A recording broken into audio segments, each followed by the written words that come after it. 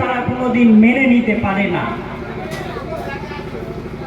বর্তমান সময়ে নিজের ছেলে, বিবি, বউ, বাচ্চা নিজের আয়েশ আরাম করার জন্য মানুষ উপার্জনের জন্য বার হয়, তারা কিন্তু সেই উপার্জনটা হালাল হচ্ছে কি হারাম হচ্ছে মানুষ দেখে না।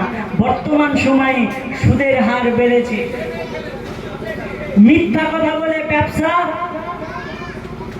খরিদ্দারকে ঠকিয়ে বেশি পয়সা উপার্জনের জন্য মিথ্যা কথা বলে, এই টাকা উপার্জনটা হবে হারাম।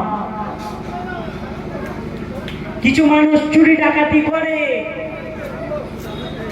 মনে করলো আমার পাড়া প্রতিবেশী কেউ দেখলো না, রাতের অন্ধকারে পরের বাড়ি থেকে চুরি করে নিয়ে আসলাম, সেই জিনিসটা চুরি করে আনার পরে বাজারে বহু দামে বিক্রি করে নিজের বিবি বাল বাচ্চাকে খাওয়ালাম, নিজের বিবি বাল বাচ্চাকে খাইয়ে তার কাছ থেকে হয়তো ক্ষণস্থায়ী দুনিয়াতে তার কাছ থেকে আরামের কিছু জিনিস, কিছু আনন্দে উপভোগ করে দুনিয়াতে দুনিয়াদারি করলাম।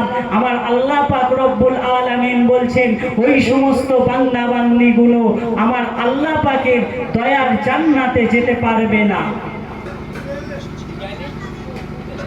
ও আমার নওজওয়ান যুবকেরা, ও নবী পাকের উম্মত উম্মতিগণেরা, আল্লাহ পাকের একটা ওলি মাহবুব বান্দার কথা মনে পড়ে যায়, হযরত নিজামউদ্দিন আউলিয়া রাহমাতুল্লাহ আলাইহির কথা। নাম শুনেছে? কোথায় শুয়ে আছে? দিল্লির জমিনে হযরত নিজামউদ্দিন আউলিয়া রাহমাতুল্লাহ আলাইহি। হুজুরের একটা সময় কাজ ছিল কি জানেন? হুজুরের একটা সময় কাজ ছিল, উনি রাতের অন্ধকারে চলতি রাস্তা, পথ চলতি রাস্তায় উনি গিয়ে দাঁড়িয়ে থাকতেন। ব্যবসায়ীরা ফিরতেন, মানুষ যাতায়াত করতেন, ধরেন কাজের জন্য, তখন তো এত সুন্দর যানের ব্যবস্থা ছিল না, তখন এই ঘোড়া, এদিক সেদিক হ্যাবি জাবি গরুর গাড়ি এইসব ছিল, পালকি ছিল, বা হেঁটে অনেকে ব্যবসায়ী যেতেন। তো আল্লাহর ওলি হযরতে নিজামউদ্দিন রাহমাতুল্লাহ আলাইহির একটা কাজ ছিল, উনি মানুষের মালামাল কেড়ে নিতেন এবং মানুষকে খুন করে দিতেন যারা স্বেচ্ছায় মাল দিত না।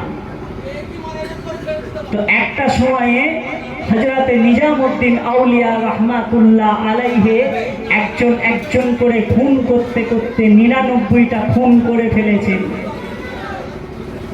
100টা খুন করতে যাবেন, যে 100টা খুন যখন তিনি করতে যাবেন, আল্লাহ পাকের একজন বান্দা ওনার সামনে দিয়ে যাচ্ছিলেন। হযরতে নিজামউদ্দিন হুজুর ওনার পথটা আটকে দাঁড়িয়ে গেলেন। এই পথের পথিক, তোমার পুটলিতে কি মাল আছে, তোমার পুটলিতে কি টাকা পয়সা আছে, সোনা দানা আছে, আমার হাতে তাড়াতাড়ি দিয়ে দাও। আল্লাহ পাকের ওলি বান্দা, আল্লাহ পাকের মাহবুব বান্দা হযরতে ফখরুদ্দিন ওই সময়তে বলেছিলেন, ও বাবা যুবক, আমার পথ চলতি রাস্তাটা সহজ করে দাও, আমাকে কেন আটকাচ্ছ? এটা তো আমার উপার্জিত টাকা, আমি কষ্ট করে এই টাকাটা উপার্জন করে বাড়িতে নিয়ে যাচ্ছি, কেন তুমি আমার পথটা আটকাচ্ছ? কেন তুমি আমার পথটা আটকাচ্ছ? তুমি আমাকে ছেড়ে দাও, তুমি আমাকে ছেড়ে দাও, আমার মালগুলোকে তুমি এমন করে কেড়ে নিও না। হযরতে নিজামউদ্দিন আউলিয়া ওই সময়তে বলেছিলেন, এই পথের পথিক, আমি তোমাকে বলছি শোনো, অতি সহজে অতি তাড়াতাড়ি তোমার পুটলির মধ্যে যে মাল সামান আছে আমি নিজামউদ্দিনের হাতে দিয়ে দাও। যদি আমি নিজামউদ্দিনের হাতে ওই মাল